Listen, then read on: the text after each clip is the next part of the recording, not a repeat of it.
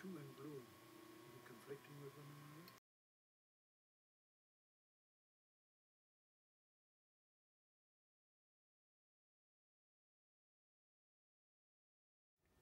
Well, unbeknownst to him or anyone else, of course, as I've already mentioned, I lost the championship in the Guards through a broken hand.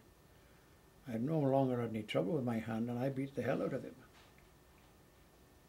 And he kept coming back at me.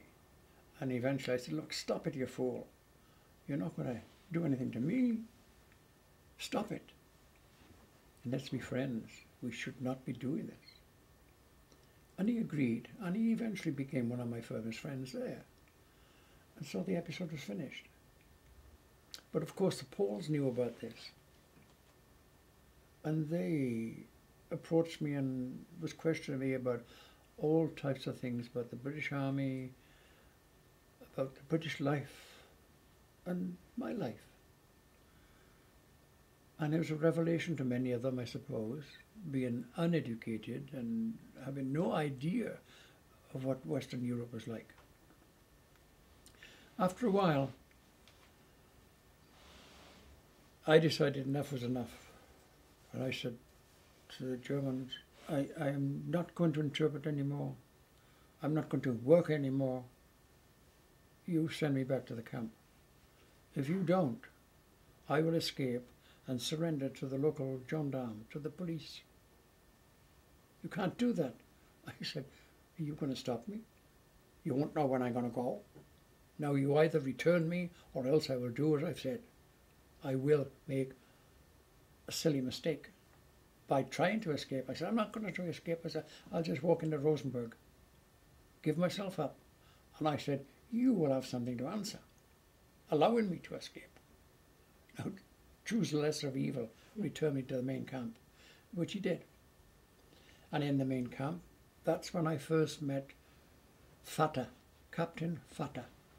Vater translated into English means father. He's no more bloody father than what I am Christmas, Father Christmas. He was a short, stubby, fat German, full of importance of himself and no one else. And he tried to belittle me and all the rest of it, tried to wheedle me and no, 9, everything he said 9. And that was my reply. And he gave up eventually. And so I stayed in Marienburg camp, but my name was put on an order and I was sent to another camp with more men. And this time again, it was out on the big farm, big state farm. Same bloody thing happened, the grocer, and I was doing the heaviest work. Well, I got sick of this because I was looking now at something which I had tried to get away from in Wales. Because I was big, I was being used, okay? And the Germans are doing the same damn thing. I hadn't got anywhere. So, what am I going to do? I could do as I did last time, say I would try to escape. No. But then the situation was taken out of my hand. And another 35 to 40 men arrived with another sergeant in the party. And he said to me, like, oh, we'll reorganize things around here, Sergeant Cook, and being in charge of the party. I said, what? You just said you're going to be in the charge of the party? He said, yes. And I said, what the bloody hell do you think I've been doing this last year? You are not going to take charge of the party. I will. You are an ordinary linesman, I am a guardsman, and the guardsman is first in the line of the British Army, so shut up. I am in charge.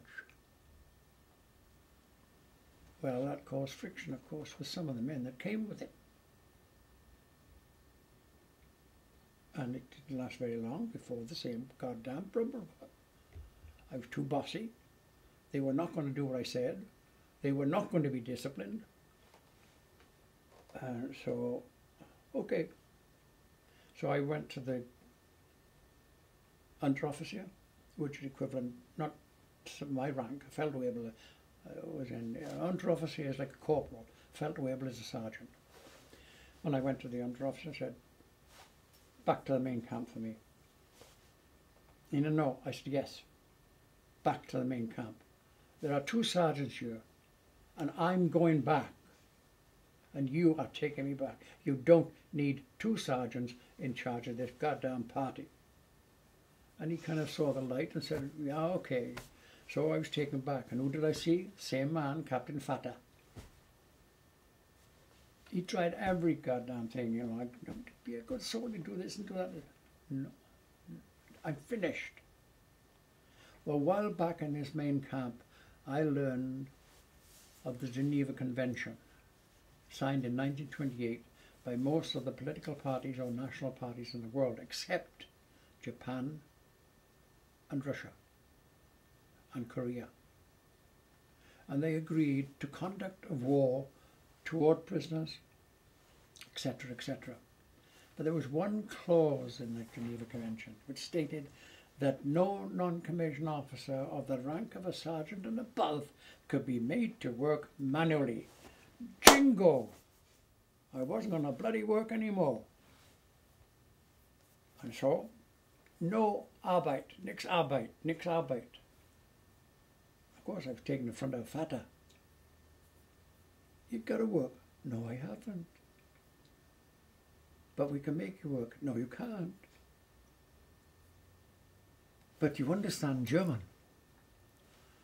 And the cat was at the back.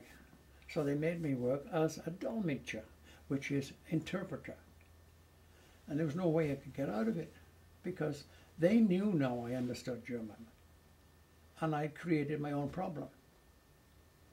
So I was sent out on a camp to work as an interpreter.